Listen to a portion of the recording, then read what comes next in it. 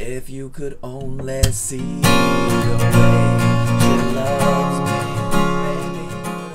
So if you haven't already guessed, I'm going to teach you If You Could Only See by Tonic. It's a rather complex song, so I'm going to try to go through it as slow as possible for you guys to kind of try to explain it, but still keep it within 10 minutes. The first thing you need to know, possibly the most important thing, because every tutorial I always make, I always get comments related to this, is that you need a capo on the first fret. And I know that. But in reality, does the capo really matter? No. So I'm going to teach it without the capo, and here's my thought process behind that. Reason number one. If you have a capo, you can simply take it off to learn how to play with me. If you don't have a capo, you can't put one on to learn to play with me if I chose to play with a capo. Reason number two. It doesn't really matter if you play with or without the capo. The only difference it makes is if you're playing with the song or just to your own key. And a lot of singers have to change the key anyways, so it really does not matter if you have a capo or not. These are the chords you need to know in order to play If You Could Only See by Tonic.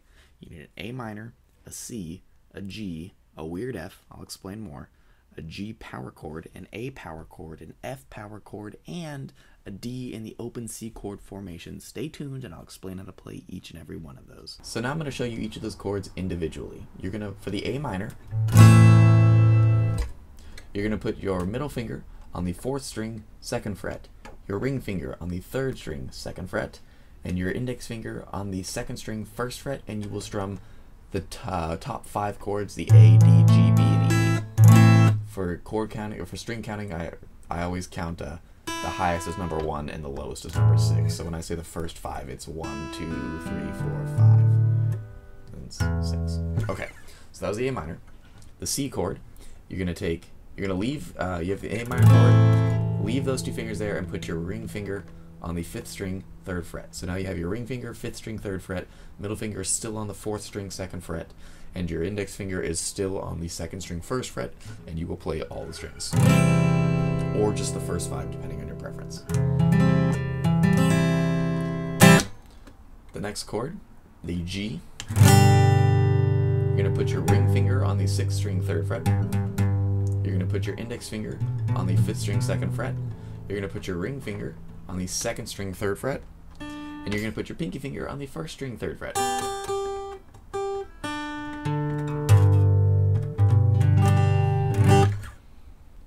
Now this F word's a little bit tricky.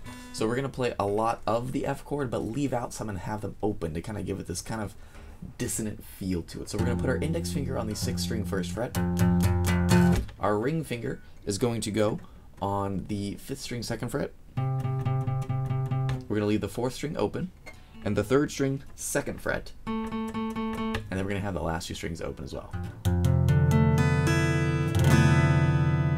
Sounds very funky, doesn't it? So, but that's good, so it'll work out in the song. Now, the G chord, G power chord I should say, your index finger goes on the 6th string, 3rd fret, your middle finger on the 5th string, 5th fret, and your pinky finger on the 4th string, 5th fret. Okay, the A chord is 2 frets up from that, A power chord I should say. So you're going to put your index finger on the 6th string, 5th fret, your ring finger on the 5th string, 7th fret, and your pinky finger on the 4th string, 7th fret. Now the F chord, power chord, would just be this, your index finger on the 6th string, 1st fret, your pinky finger on the 5th string, 3rd fret, and your ring finger on the 4th string, 3rd fret. Quick editor's note, I actually meant that the other way around. Your ring finger should be on the 5th string, 3rd fret, your pinky finger on the 4th string, 3rd fret, not the way I'd said it before. Sorry about that. I think it sounds a little better when you also add your middle finger to the 3rd string, 2nd fret, and then you leave the last 2 open again. Okay, and then the final chord is this D with a C open formation. Take the C chord, up 2. So I put my ring finger on the 5th string, 5th fret, my middle finger on the 4th string, 4th fret, and my index finger on the 2nd string, 3rd fret. progress is open. I mute the 6th string. I guess you don't technically have to, I just think it sounds a lot better that way. So now that you know all the chords, we need to figure out where they go in the song. So I'm going to show you guys the chorus first, that's how the song opens up. And it's A minor, C, G, G, A minor, C, G, G, A minor, C, G, and then that awkward F chord. Okay, so I tried cutting it down to 10 minutes and it didn't work. So if you want to see the strum pattern, you're going to need to click on the link in the sidebar, or I will have a box annotated in the middle of the screen that you can click now to go check out the strum pattern for this song. Thanks.